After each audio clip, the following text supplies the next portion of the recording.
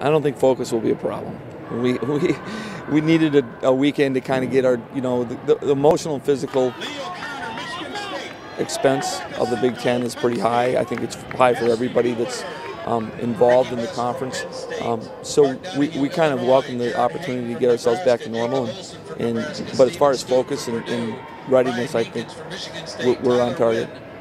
We haven't backed down too much. We've been doing not as many intervals for workouts, but we were in spikes earlier this week, and I think we're ready to go.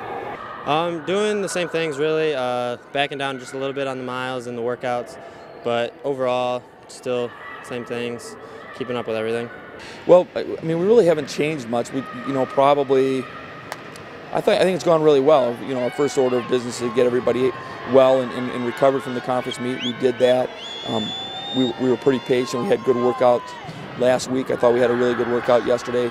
I think we're ready to run. It'll be fun to see. They're excited. They all have sort of, a good sense of what the next race entails and what the responsibilities are going to be. I think it's a unique race in some respect. It's pretty big. But really, it's a small meet in terms of the most competitive teams in advancing to the nationals, and so we're kind of focusing on really doing what we need to do to give ourselves a chance to advance. We're hoping to be top 2. I mean, we are planning to be top 2. Going into nationals, we're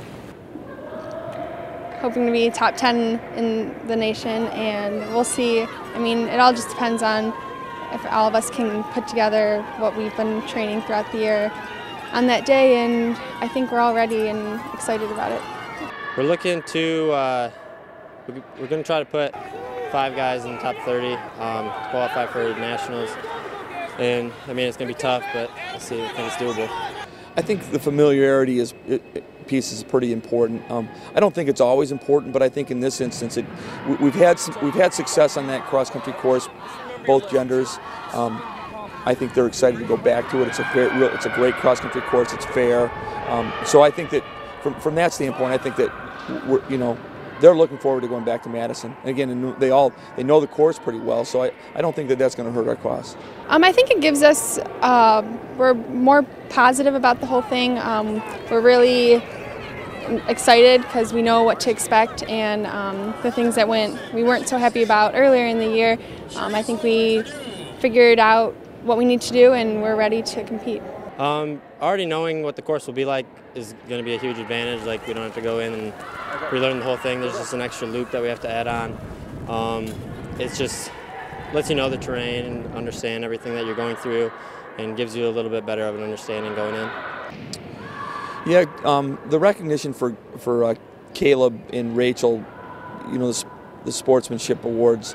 What we try to do is we try to assess our roster and who's done really well, particularly under, with some challenges. And both of them have a pretty good list of challenges. Rachel's struggled through a number of injuries that probably would have sidetracked or ended some people's careers, and she stayed with it. And then to be able to run into an all-conference position from there is really a testament to her as a person, her character, and her competitiveness.